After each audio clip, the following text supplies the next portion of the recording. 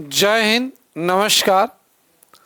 आप सभी प्रतिभागियों का आपके अपने चैनल इकोनॉमिस्ट उदयभान सिंह पर हार्दिक स्वागत एवं अभिनंदन है। आशा करता हूं कि आप सब लोग स्वस्थ होंगे, मस्त होंगे और अपने लक्ष्य के प्रति समर्पित होंगे। मित्रों, आज हम आपके साथ चर्चा पर चर्चा करने जा रहे हैं विदेशी निवेश और उसके विविध पक्ष। विदेशी निवेश और उसके विविध पक्ष, foreign investment and their various aspects, इस पर हम चर्चा करेंगे। यह बहुत ही महत्वपूर्ण टॉपिक है। प्रारंभिक परीक्षा हो या मुख्य परीक्षा हो, इन दोनों के लिए यह काफ़ी महत्वपूर्ण टॉपिक है।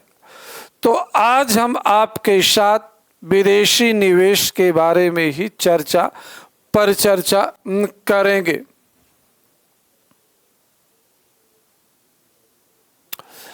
देखिए, किसी भी देश में विदेशी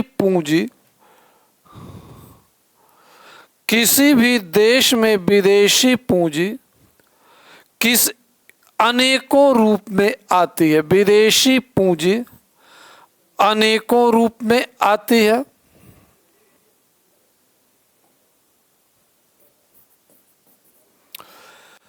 तो विदेशी पूंजी का एक प्रारूप विदेशी निवेश है। अब हम एक चार्ट बना रहे हैं जिससे कि आपको विदेशी पूंजी के बारे में समग्र जानकारी मिल जाए। विदेशी पूंजी किसी भी देश में अनेक रूपों में आती है। पहला, विदेशी निवेश।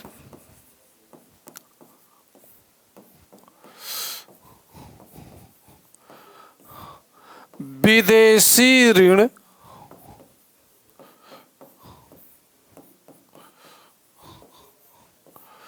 तीसरा, अनुदान।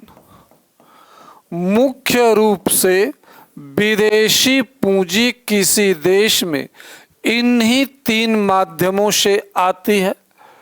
तो आज हम चर्चा करने जा रहे हैं आपके साथ विदेशी निवेश। निवेश का मतलब होता है पूंजी लगाना। निवेश घरेलू भी होता है, निवेश विदेशी भी होता है। तो आज हम विदेशी निवेश की बात कर रहे हैं।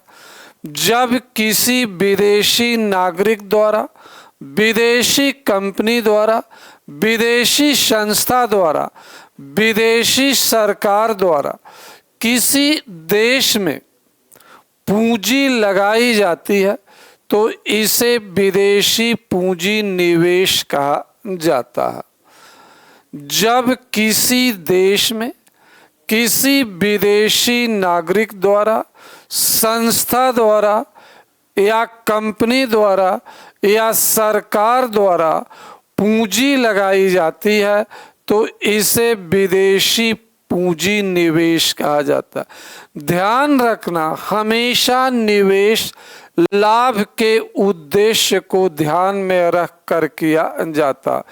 जब लाभ कमाने के लिए किसी देश द्वारा किसी देश में पूंजी लगाई जाती है तो यह निवेश कहलाता है।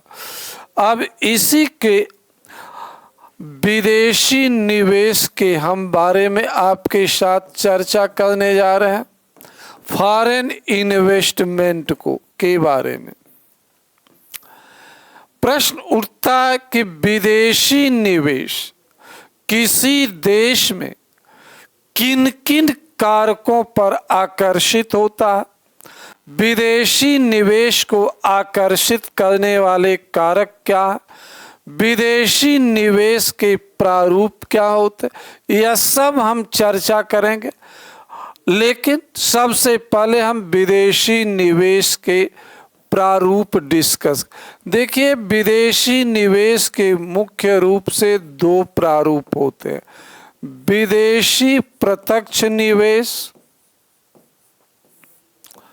विदेशी प्रत्यक्ष निवेश, फॉरेन डायरेक्ट इन्वेस्टमेंट एफडीआई। दूसरा विदेशी पोर्टफोलियो निवेश, विदेशी पोर्टफोलियो निवेश, विदेशी पोर्टफोलियो निवेश, foreign FPI, foreign portfolio investment FPI. हम इसके बारे में आपसे चर्चा करने जा रहे हैं कि सबसे पहले हम डिस्कस करेंगे फॉरेन डायरेक्ट इन्वेस्टमेंट, जिसकी चर्चा अक्सर होती रहती है कि भारत सरकार ने इस क्षेत्र में इस सीमा तक विदेशी प्रत्यक्ष निवेश की अनुमति दे दिया। तो प्रश्न उठता है कि विदेशी प्रत्यक्ष निवेश होता क्या है, फॉरेन डायरेक्ट इन्वेस्टमेंट होता क्या है। इस पर हम आपके साथ चर्चा करने जा रहे हैं। What is foreign direct investment, what is foreign direct investment. जब किसी विदेशी कंपनी द्वारा, विदेशी संस्था द्वारा, विदेशी नागरिक द्वारा या सरकार द्वारा, विदेशी सरकार द्वारा किसी देश में भौतिक संपत्तियों के निर्माण, आधारिक संरचना के निर्माण, सेवा कंपनियों की स्थापना, वित्तीय संस्थाओं के स्थापना, दीर्घकालीन मौद्रिक परिसंपत्तियों में निवेश किया जाता है, तो इस प्रकार के निवेश को फॉरेन डायरेक्ट इन्वेस्टमेंट कहा जाता है।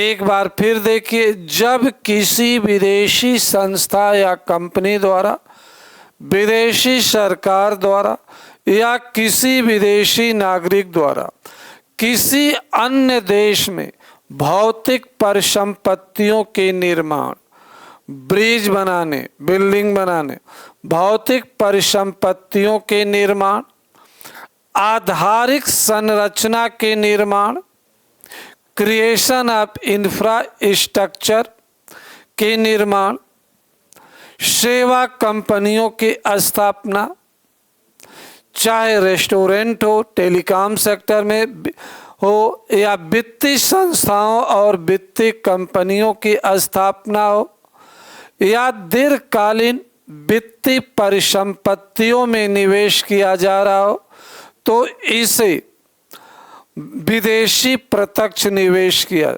ब्रिटिश कंपनी वोडाफोन द्वारा भारत में किया गया निवेश एफडीआई है। किसी अमेरिकन कंपनी द्वारा भारत में स्थापित किया गया bank foreign direct investment. City bank एक विदेशी बैंक है, फॉरेन डायरेक्ट इन्वेस्टमेंट है। या सड़क निर्माण हो, मेट्रो निर्माण में किया गया निवेश फॉरेन डायरेक्ट इन्वेस्टमेंट कहलाता है। विदेशी प्रत्यक्ष निवेश की जो प्रकृति होती है, एफडीआई की जो प्रकृति होती है वह दीर्घकालिक होती है। एफडीआई की जो पहली यह दीर्घकालिक होती है, दीर्घकालिक। दूसरा उत्पादकी होती है। तीसरा विकासात्मक होती है। चौथा परिवर्तनकारी होती है। परिवर्तनकारी। हमने कहा कि एफडीआई की प्रकृति दीर्घकालीन होती है, उत्पादकी होती है, विकासात्मक होती है और परिवर्तनकारी होती है। कोई भी विदेशी निवेशक कहीं निवेश करता है तो सामान्यतया वह लॉन्ग टर्म अप्रोच लेकर करता है कि हम लंबे समय तक यहाँ से लाभ कमाएंगे। एफडीआई की जो प्रकृति होती है वह दीर्घकालीन परिप्रेक्ष्य में लाभ कमाने की होती है। सपोज दैट अमेरिकन कंपनी द्वारा, जब किसी अमेरिकन कंपनी द्वारा भारत में विदेशी प्रत्यक्ष निवेश किया जाता है, जब किसी अमेरिकन कंपनी द्वारा भारत में विदेशी प्रत्यक्ष निवेश किया जाता है, तो ऐसी स्थिति में अमेरिकन कंपनी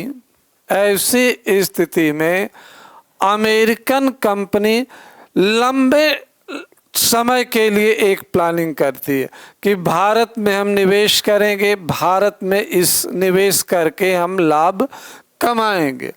तो जब विदेशी प्रत्यक्ष निवेश आता है तो इससे प्रोडक्शन को बढ़ावा मिलता है, डेवलपमेंट को बढ़ावा मिलता है, एम्प्लॉयमेंट क्रिएशन होता है, तो इससे स्ट्रक्चरल चेंजेज होता है, इससे सोशल चेंजेज होता है, इससे इकोनॉमिकल चेंजेज होता है।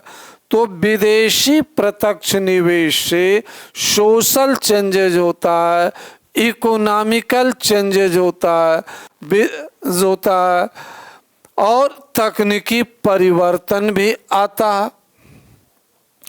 जब भी किसी देश में विदेशी प्रत्यक्ष निवेश आता है या एफडीआई आती है, फॉरेन डायरेक्ट इन्वेस्टमेंट आता, तो इससे टेक्निकल परिवर्तन आएगा।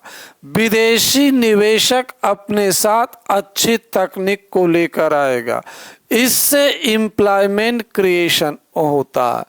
तो इसलिए कहा जाता है कि विदेशी प्रत्यक्ष निवेश की प्रकृति दीर्घकालिक होती है, उत्पादकी होती है, विकासात्मक होती है, एम्प्लॉयमेंट क्रिएटिव होती है, परिवर्तनकारी होती है। क्लियर हुआ? लेकिन मित्र, इतना आसान नहीं है विदेशी प्रत्यक्ष निवेश को आकर्षित करना। उस पर आगे हम चर्चा करेंगे। किसी भी देश में एफडीआई दो रास्ते से आती है, जिन्हें एफडीआई के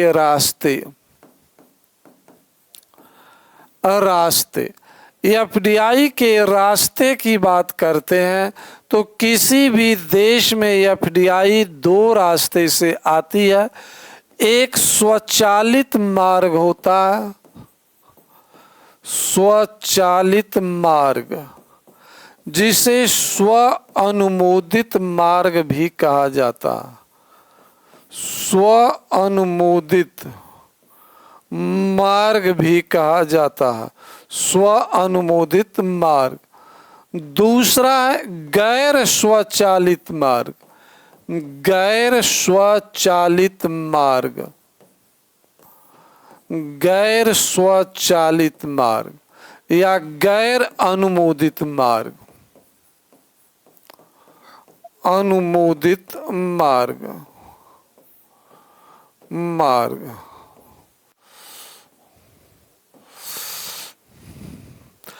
इसको हम मुंबई रूट भी कहा जाता है, मुंबई रूट, और इसको दिल्ली रूट कहा जाता है।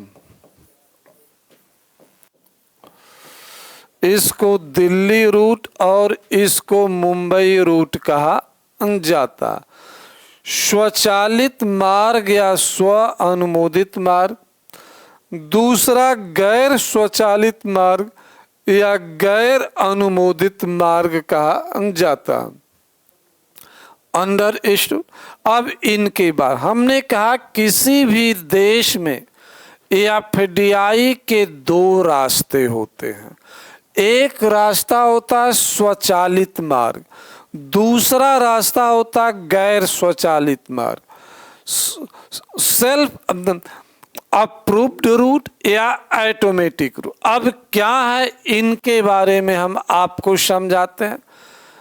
जब किसी देश में विभिन्न क्षेत्रों में विदेशी प्रत्यक्ष निवेश की अधिकतम सीमा निर्धारित कर दी जाती है और उस सीमा तक निवेश करने के लिए विदेशी निवेशकों को किसी भी प्रकार की कोई अनुमति नहीं लेनी पड़ती है, तो इस प्रकार से होने वाले निवेश को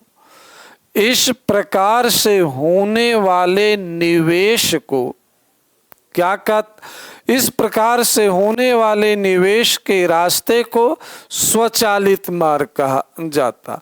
हमने कहा कि जब किसी देश में विभिन्न क्षेत्रों में विदेशी प्रत्यक्ष निवेश की उच्चतम सीमा निर्धारित कर दी जाती है, अधिकतम सीमा निर्धारित कर दी जाती है और इस सीमा तक निवेश करने के लिए उनको किसी भी प्रकार की अनुमति की आवश्यकता नहीं होती है, तो इस प्रकार के रास्ते से किए जाने वाले निवेश को सेल्फ ऑटोमेटिक रूट कहा जाता। ऑटोमेटिक रूट या सेल्फ अप्रूव्ड रूट कहा जाता। मुंबई रूट इसलिए इसको कहा जाता कि जब कोई विदेशी निवेशक आता है तो वह बड़े पैमाने पर विदेशी मुद्रा लेकर आता है, तो उसे भारतीय रिजर्व बैंक के साथ एक समझौता करना पड़ता है जिससे कि वह विदेशी मुद्रा को घरेलू मुद्रा में बदल सके, भारतीय मुद्रा में बदल सके। इस कारण मुंबई रूट कहा जाता है। जैसे सपोज दैट एक सेक्टर है, एक कोई क्षेत्र, इसमें 74% एफडीआई की अनुमति है, इनमें 74% एफडीआई की अनुमति है। कोई विदेशी निवेशक आएगा तो 74% उसे निवेश करने के लिए अनुमति नहीं लेनी पड़ेगी, लेकिन 100% की अनुमति नहीं है तो वह किसी इंडियन पार्टनर की खोज करेगा और इंडियन पार्टनर के साथ मिल करके वह एक ज्वाइंट वेंचर में कंपनी बनाएगा। अगर 100% एफडीआई की अनुमति है, जैसे संचार के क्षेत्र में, ऊर्जा के क्षेत्र में हो, तो यहाँ पर विदेशी निवेशक भारत में भारत सरकार से उद्योग की स्थापना के लिए एक मेमोरेंडम पर हस्ताक्षर करेगा और कंपनी की स्थापना करे। उसे किसी इंडियन पार्टनर की ज़रूरत नहीं होगी 100%। अगर 100% से कम है तो उसे निवेश करने के लिए एक अपने सहयोगी के रूप में इंडियन पार्टनर की आवश्यकता होगी। तो फॉरेन डायरेक्ट इन्वेस्टमेंट सामान्यतया 26% कम से कम दिया जाता होता और 100% तक होता। तो फॉरेन डायरेक्ट इन्वेस्टमेंट की सामान्यतया जब सरकार द्वारा विभिन्न क्षेत्रों में अनुमति दी जाती है तो जनरली कम से कम 26%, 49%, 74% इस तरह से देने की एक परंपरा। तो हमने अभी आपको बताया स्वचालित या स्व अनुमोदित मार्ग के बारे में, हमने आपको बताया यह मुंबई रूट है और यह दिल्ली रूट है। तो आपसे पूछा जा विदेशी प्रत्यक्ष निवेश का मुंबई रूट क्या है, तो आपका उत्तर होना चाहिए जब किसी निवेशक द्वारा, विदेशी निवेशक द्वारा निर्धारित सीमा के अंतर्गत निवेश किया जाता है तो तो इस प्रकार से होने वाले निवेश को स्वचालित मार्ग से किया गया निवेश या मुंबई रूट से किया गया निवेश कहलाता है। गैर स्वचालित मार्ग या गैर अनुमोदित मार्ग, गैर स्वचालित मार्ग या गैर अनुमोदित मार्ग, ऐसे निवेश को गैर स्वचालित मार्ग या गैर अनुमोदित मार्ग से किया गया निवेश कहा जाता, जो स्वचालित मार्ग के अतिरिक्त होता है। ऐसे क्षेत्रों में जहां विदेशी प्रत्यक्ष निवेश की अनुमति नहीं है या स्वीकृत सीमा से अधिक निवेश करने के लिए जब निवेशक भारत सरकार के सम्मुख एक प्रस्ताव रखता, प्रस्ताव के मेरिट और डिमेरिट के आधार पर, प्रस्ताव के मेरिट और डिमेरिट के आधार पर जब उसे निवेश करने की अनुमति दी जाती है, प्रस्ताव के मेरिट और डिमेरिट के आधार पर उसे निवेश करने की अनुमति दी जाती है, तो इस प्रकार के निवेश को गैर स्वचालित मार्ग या गैर अनुमोदित मार्ग से किया गया निवेश कहा जाता। तो इस प्रकार के निवेश को गैर स्वचालित मार्ग से किया गया निवेश कहा जाता। यहाँ पर भारत सरकार के साथ विदेशी निवेशक को एक समझौता करना पड़ता, उसके अनुसार भारत सरकार निवेश करने की अनुमति देती। तो सामान्यतया इस रास्ते से निवेश कम होता, निवेश इसी रास्ते से अधिक होता है, स्वचालित मार्ग से अधिक होता है। क्लियर हुआ? तो अभी हमने आपको बताया कि फॉरेन डायरेक्ट इन्वेस्टमेंट क्या है, फॉरेन डायरेक्ट इन्वेस्टमेंट के रास्ते क्या। अब आगे हम डिस्कस करेंगे कि किसी भी देश में फॉरेन डायरेक्ट इन्वेस्टमेंट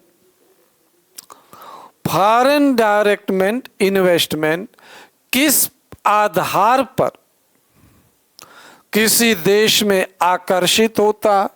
विदेशी प्रत्यक्ष निवेश को आकर्षित करने वाले कारक क्या हैं? विदेशी प्रत्यक्ष निवेश को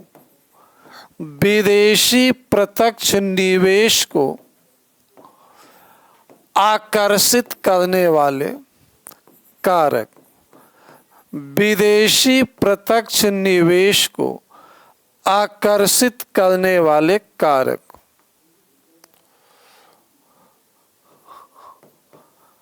आकर्षित करने वाले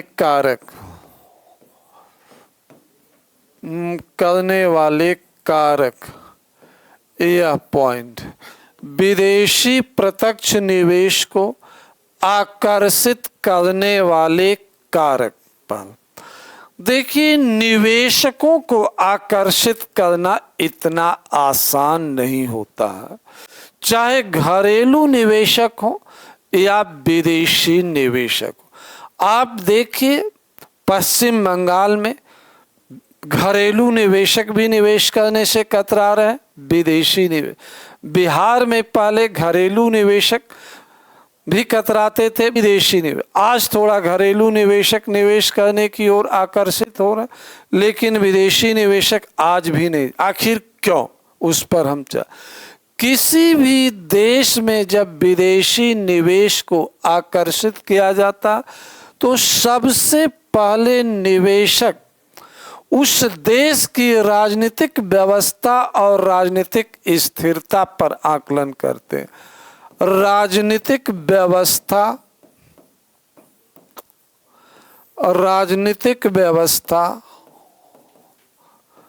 एवं स्थिरता एवं राजनीतिक स्थिरता और राजनीतिक स्थिरता। दूसरा आर्थिक नीतियां, आर्थिक नीतियां। तीसरा, विदेशी निवेश नीति,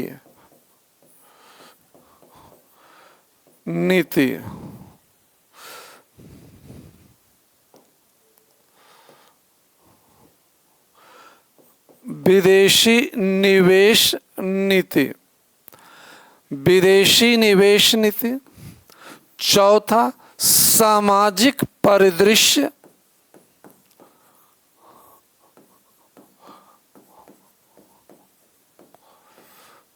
पांच, आधारिक संरचना की स्थिति, आधारिक संरचना की स्थिति, आधारिक संरचना की स्थिति। पांचवा, कानून एवं व्यवस्था, व्यवस्था, विश्वसनीयता, विश्वसनीयता। इस तरह से कुछ फैक्टर हैं जिस पर यह इस प्रकार के कुछ फैक्टर है जिस पर विदेशी प्रत्यक्ष निवेश निर्भर करता। तकनीकी कारक भी हो सकते हैं, उस पर भी हम सबसे पहला हमने कारक लिखा राजनीतिक व्यवस्था एवं राजनीतिक स्थिरता।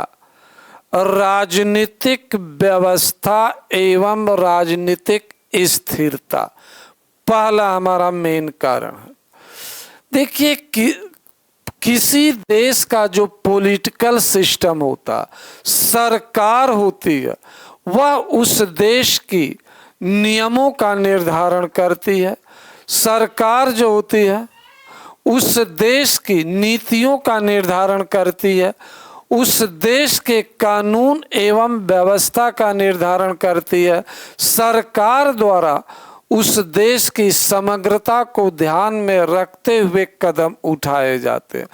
तो जब विदेशी निवेशक किसी देश में निवेश करने जाता तो देखता कि उस देश का पॉलिटिकल सिस्टम क्या, पॉलिटिकल इन्वायरमेंट क्या, पॉलिटिकल स्टेबिलिटी क्या है, और उस देश की विभिन्न राजनीतिक विचारधाराएं, जो राजनीतिक दल हैं, उनमें किस प्रकार का आर्थिक सुधार को लेकर, आर्थिक नीतियों को लेकर सहमति या असहमति है।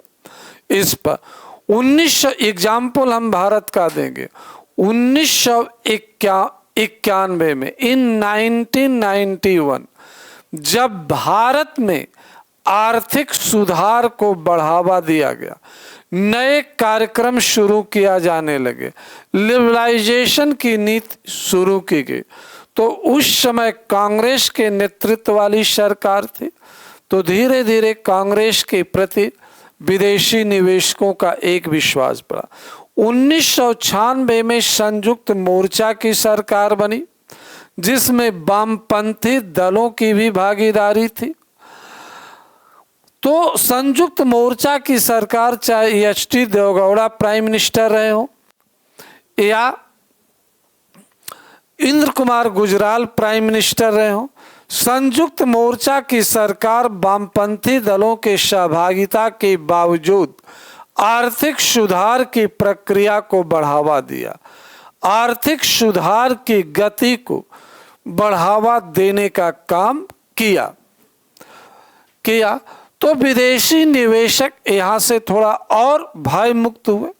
1998 में जब भारतीय जनता पार्टी की सरकार बनी, पूर्णकालिक सरकार बनी, और 1999 में दोबारा बनी, तो विदेशी निवेशकों ने देखा कि भारतीय जनता पार्टी भी आर्थिक सुधार को बढ़ावा दे रही है, विदेशी निवेशकों को आकर्षित करे। तो विदेशी निवेशकों के मन में एक विश्वास उत्पन्न हुआ कि भारत में जो भी सरकारें हैं, जो भी राजनीतिक दल हैं, वह केवल दिखावे के लिए विदेशी निवेश का विरोध कर रहे हैं, आर्थिक सुधारों का विरोध कर रहे हैं।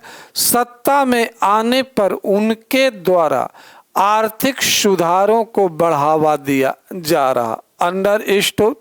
चलिए आगे बढ़ते। आर्थिक सुधारों को प्रोत्साहित किया जा रहा। तो यहाँ से भारत में विदेशी निवेशकों ने भारत के प्रति, भारत की राजनीतिक व्यवस्था में उनका विश्वास उत्पन्न हुआ कि यहाँ पर हमारा निवेश सुरक्षित है। पॉलिटिकल स्टेबिलिटी, राजनीतिक स्थिरता भी निवेश को आकर्षित करती है। किसी भी देश में जो राजनीतिक स्थिरता होती है, पॉलिटिकल स्टेबिलिटी होती है, वह निवेश को आकर्षित करने का काम करती है। स्थिरता इसलिए जरूरी है कि नीतियों में बार बार परिवर्तन नहीं आता। बार बार परिवर्तन होना विकास के लिए दीर्घकालीन परिप्रेक्ष्य में अच्छा नहीं। आर्थिक नीतियां, किसी भी देश में निवेशक जब निवेश करने जाता है तो निवेश करने के पहले उस देश की इकोनॉमिक पॉलिसी क्या, उस देश की राजकोषीय नीति क्या, उस देश की फिजिकल पॉलिसी क्या है, मॉनिटरी पॉलिसी क्या, इन पर वह काफी गंभीरता के साथ चिंतन मनन करता है और चिंतन मनन करने के बाद वह निर्णय लेता है कि हमें किस मात्रा में निवेश करना चाहिए, हमें कितना निवेश करना चाहिए इत्यादि के बारे में। अगर आर्थिक नीतियों में प्रोत्साहन अधिक है, रिबेट अधिक है, विदेशी निवेशकों को रियायत अधिक दी गई है, सुविधा अधिक दी गई है, तो उनके द्वारा जो है कहीं न कहीं विदेशी निवेश को लेकर के जो है उनके मन में एक आकर्षण का भाव उत्पन्न होगा और वह भारत में निवेश उनके द्वारा किया जाएगा। अंडरस्टूड। आर्थिक नीति के अंतर्गत ही अलग से एक विदेशी निवेश नीति घोषित की जाती है, जिसके माध्यम से सरकार विदेशी निवेश के बारे में निवेशकों को अपने इरादे, अपने सिद्धांतों से अवगत कराती है। विभिन्न क्षेत्रों में स्वचालित मार्ग से होने वाले निवेश की रूपरेखा को स्पष्ट करते हैं इत्यादि। अंडरस्टूड। अब है विदेशी निवेश नीति। तो विदेशी निवेश नीति में एफडीआई में स्वचालित मार्ग से निवेश की क्या सीमा है, निवेशक लाभ अर्जित करके किस सीमा तक अपने देश ले जा सकते हैं, उनको क्या छूट दी जाएगी, क्या रियायत दी जाएगी, वो लाइसेंस किस प्रकार, सब कुछ के बारे में बताया गया। तो यह आकर्षित करने का काम करते। किसी भी देश में जो इंफ्रास्ट्रक्चर होता यह भी महत्वपूर्ण, उस देश में सड़क की स्थिति क्या, बिजली की स्थिति क्या, भंडारण सुविधाओं की स्थिति क्या, प्रथम दृष्टया यह निवेशकों को आकर्षित करता। कभी कभी निवेशक विदेशी निवेशक इंफ्रास्ट्रक्चर डेवलपमेंट करते हैं, जैसे सड़क बनाने वाली कंपनियां या हवाई अड्डे का निर्माण करने वाली कंपनियां खुद आकर डेवलप भी करती, लेकिन फिर भी वह देखती हैं कि क्या बिजली की उपलब्धता वहाँ है कि नहीं है, रेलवे की कनेक्टिविटी है कि नहीं है, ये सब देखती है। तो इंफ्रास्ट्रक्चर डेवलप करने के लिए विदेशी निवेश की आवश्यकता होती है। अन्य विनिर्माण उद्योगों की स्थापना के लिए भी विदेशी निवेश की आवश्यकता होती है। तो यहाँ पर विदेशी कंपनी यह देखती है, विदेशी निवेशक देखता है कि उस देश में इंफ्रास्ट्रक्चर की स्थिति क्या है। अच्छा इंफ्रास्ट्रक्चर लोगों को आकर्षित करता है। सामाजिक परिदृश्य, उस देश का सोशल इन्वायरमेंट क्या, समाज एक ओपन समाज है, समाज एक प्रोग्रेसिव समाज है, समाज के लोगों की सोच ब्रॉड है, समाज में सामाजिक कॉन्फ्लिक्ट नहीं है, इत्यादि पहलू भी जब एक सोशल एम्पावरमेंट होता, सोशल हार्मोनी होती है, तो विदेशी निवेशक को लगता है कि इस देश के लोग जो है सहयोगी प्रवृत्ति के हैं, इस देश की समाज में स्थिरता है, इस समाज के लोग नए मूल्यों को, नए प्रोडक्ट को अपनाने के लिए तैयार है, तो वह निवेश करने के लिए आगे आता है वह निवेश करने के लिए तैयार होता। अंडरस्टूड। अब देख, फिर कानून एवं व्यवस्था। किसी भी देश में निवेश को आकर्षित करना हो तो लॉ एंड ऑर्डर का होना बहुत जरूरी है। निवेशक अपनी सुरक्षा चाहता है, अपने कर्मचारियों की सुरक्षा चाहता, निवेशक अपने प्लान की सुरक्षा चाहता। अगर लॉ एंड ऑर्डर की स्थिति अच्छी नहीं है तो निवेशक जो है निवेश नहीं कर। व्यवहारिक तौर पर सोचिए, अगर हम ही से आपसे कोई कंपनी कहती है, निवेशक कहता कि आप मेरे इस प्लान पर काम करो, हम आपको इतना पैकेज देंगे, पैकेज बहुत अधिक हो, आकर्षक हो, लेकिन हमारी सुरक्षा की गारंटी नहीं हो, तो हम काम करने नहीं जाएंगे।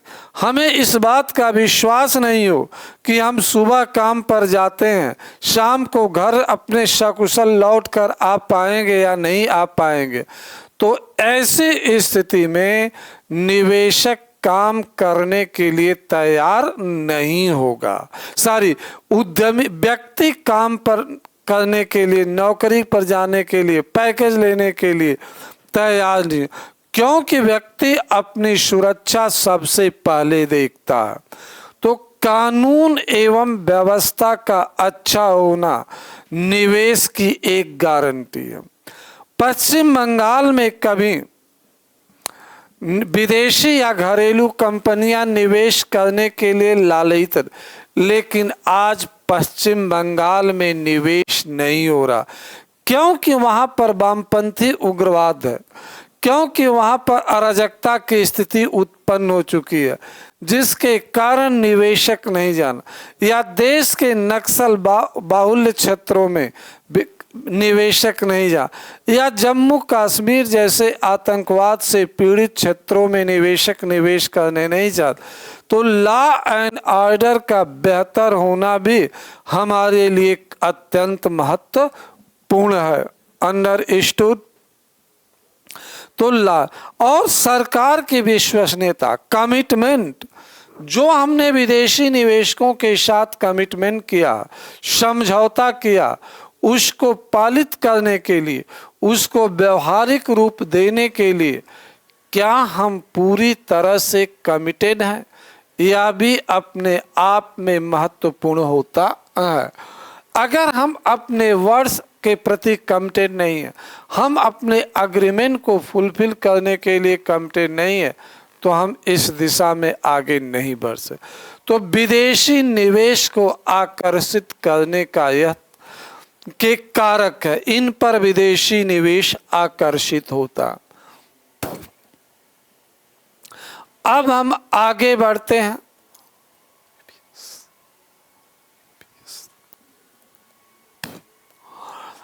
आगे हम आते हैं एफडीआई, विदेशी प्रत्यक्ष निवेश के सकारात्मक पहलू सकारात्मक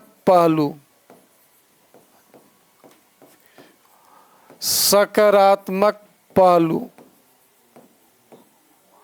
विदेशी प्रत्यक्ष निवेश के सकारात्मक पहलू। प्रश्न उठता है कि एफडीआई के पॉजिटिव इफेक्ट क्या है? What is the positive effect of FDI? पहला पॉइंट, एफडीआई का जो पहला सकारात्मक बिंदु है वह क्या है? एफडीआई का जो पहला सकारात्मक पहलू है वह है आपका, एफडीआई का पहला सकारात्मक पहलू है विदेशी पूंजी की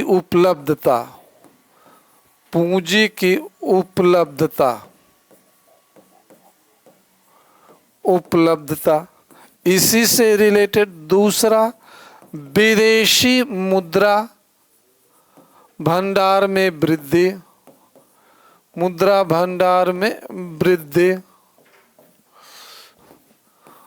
उच्च विदेशी तकनीक की प्राप्ति, यह एक पॉजिटिव इफेक्ट है। फिर इसके बाद और नव प्रवर्तन को बढ़ावा,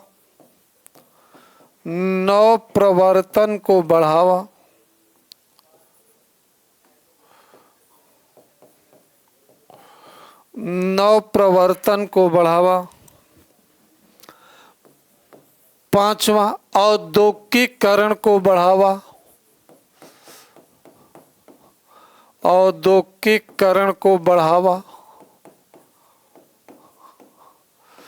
रोजगार सृजन को बढ़ावा, सरकार के कर राजस्व में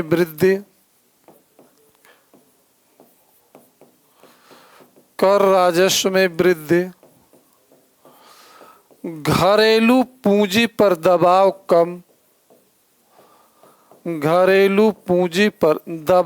कम। अब इसको हम डिस्कस कर लेते हैं, तब और पॉइंट हम बताते हैं। देखिए, एफडीआई के सकारात्मक पहलू हैं। पहला, विदेशी पूंजी की उपलब्धता। जब किसी देश में विदेशी पूंजी निवेश होगा तो उससे देश में विदेशी पूंजी अनेक रूपों में आती है। देश में जब विदेशी पूंजी आएगी तो विदेशी मुद्रा भंडार में वृद्धि होगी। सरकार अपने आयात और निर्यात संबंधी दायित्वों को आसानी से पूरा कर पाएगी।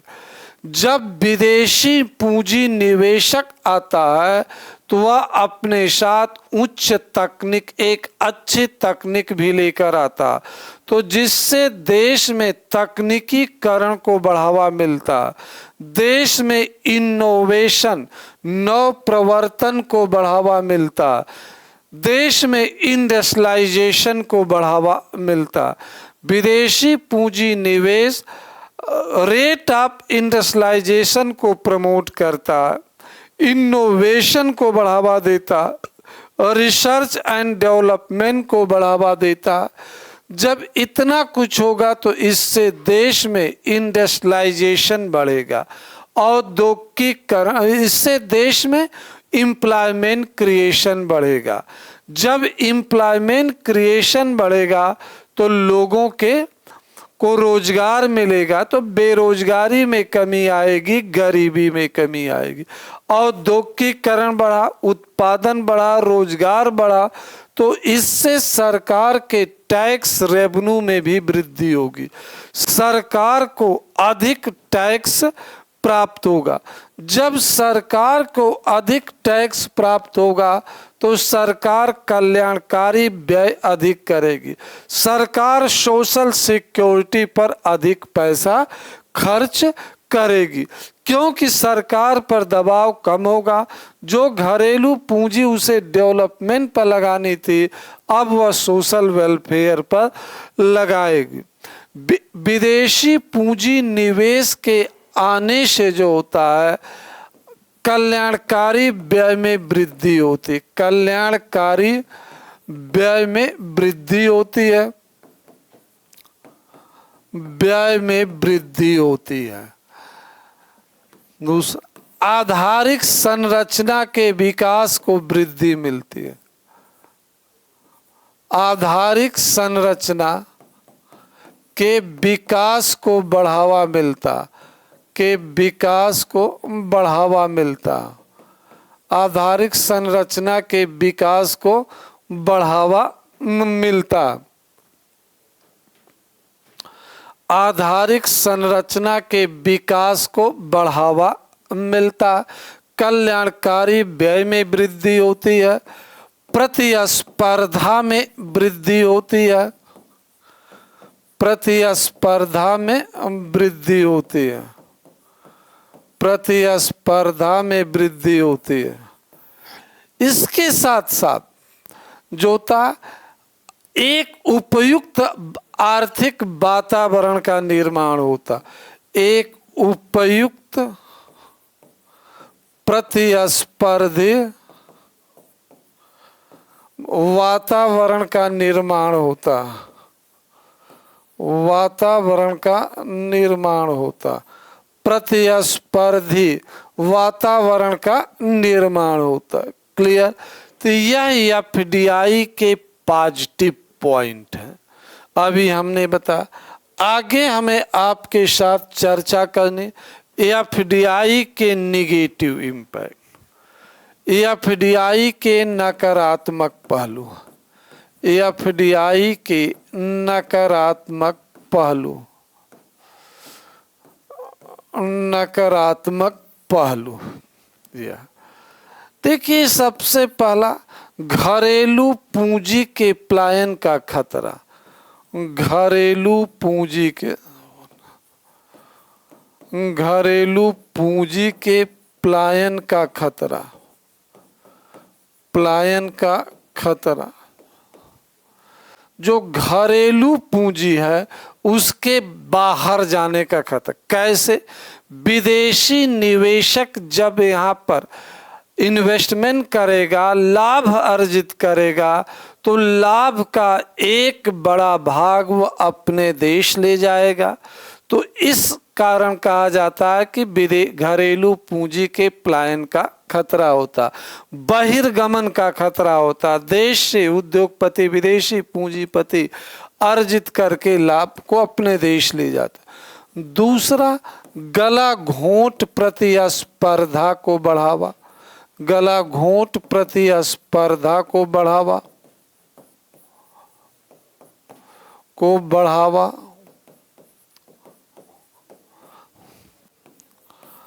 घरेलू उद्योगों को चुनौती, घरेलू उद्योगों को चुनौती। क्षेत्रीय विषमता उत्पन्न होना, क्षेत्रीय विषमता उत्पन्न होना।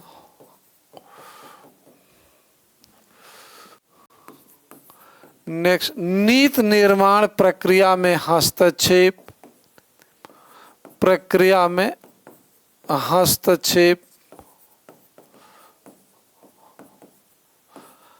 दबाव समूह के रूप में काम करना,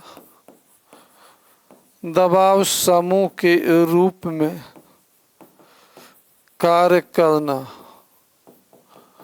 दबाव समूह के रूप में कार्य करना। Act as a pressure group, दबाव समूह के रूप में काम करना। देखिए, जब विदेशी निवेशक आते हैं तो वह विज्ञापन पर अधिक खर्च करते हैं, सूचना तंत्र पर अधिक खर्च करते हैं, जिसके कारण घरेलू कंपनियों को भी मजबूर होकर के प्रतिस्पर्धा करनी पड़ती है, विज्ञापन करनी पड़ती है। विदेशी पूंजीपतियों के पास, कंपनियों के पास अच्छी तकनीक होती है, पूंजी अधिक होती है, जिसके कारण वह विज्ञापन पर अधिक खर्च करते हैं, रिसर्च पर अधिक खर्च करते हैं। घरेलू कंपनियों के पास पूंजी कम होती है, संसाधन कम होता, लेकिन वह मजबूरी में जब वह करती हैं तो उनकी आर्थिक स्थिति खराब हो जाती है। घरेलू कंपनियां घाटे में आने लगती हैं, यहाँ तक कि बंद हो जाती हैं। तो इससे विदेशी प्रोडक्ट को ही बढ़ावा मिलता है। कभी कभी विदेशी निवेशक जो होते हैं वह कहीं न कहीं सरकार पर दबाव डालने लगते हैं अपने अनुकूल नीतियां बनाने के लिए। कभी कभी सरकारें, जो गठबंधन की सरकार हो, मजबूत सरकार नहीं, तो विदेशी निवेशकों के दबाव में झुक भी जाती हैं। तो कहा जाता है कि विदेशी निवेशक एक प्रेशर ग्रुप के रूप में काम करते हैं। विदेशी निवेशक जो होते हैं, विदेशी निवेशक प्रभावित करने का काम करते हैं। यहाँ तक कि छोटे देशों में विदेशी निवेशक वहाँ की संप्रभुता को प्रभावित करते हैं, वहाँ लगातार हस्तक्षेप करते हैं। उनके हस्तक्षेप के कारण वहाँ स्थिति अत्यंत कभी कभी राजनीतिक रूप से खराब हो जाती है। तो जहाँ विदेशी प्रत्यक्ष निवेशक के लाभ हैं, निवेश के लाभ हैं, तो कुछ हानियाँ भी। तो मित्र, अभी हमने आपको बताया कि एफडीआई क्या है, विदेशी निवेश क्या है, विदेशी निवेश का प्रारूप क्या है, विदेश एफडीआई क्या, एफडीआई आकर्षित कैसे होती है, एफडीआई के सकारात्मक पहलू क्या है, एफडीआई के नकारात्मक पहलू क्या। इस पर चर्चा करने के बाद हम आगे आपसे अब चर्चा करेंगे पोर्टफोलियो इन्वेस्टमेंट के बाद हम चर्चा करेंगे। तो जो अगली क्लास में जो हमारा विदेशी निवेश पार्ट 2 होगा, पोर्टफोलियो इन्वेस्टमेंट, उसके बारे में हम डिस्कस करेंगे। क्यूएफआई क्या है या पार्टिसिपेटरी नोट्स क्या है, क्वालिफाइड इन्वेस्टर क्या है, ग्रीन फील्ड इन्वेस्टमेंट क्या होता है, ब्राउन फील्ड इन्वेस्टमेंट क्या होता है। मित्र, इन सब के बारे में आगे हम चर्चा करेंगे। तब तक के लिए धन्यवाद। स्वस्थ रहिए, मस्त रहिए और अपने लक्ष्य के प्रति समर्पित रहिए। मित्रों, आपसे आग्रह मेरा है कि आप अपने इस चैनल को सब्सक्राइब करिए और अपने मित्रों के बारे में, मित्रों को इस चैनल के बारे में बताइए, जिससे मेरे इस प्रयास का लाभ उनको भी मिल सके, अर्थव्यवस्था की बेसिक आपको क्लियर हो सके। क्लियर? तो बहुत बहुत धन्यवाद। स्वस्थ रहिए, मस्त रहिए, खुश रहिए।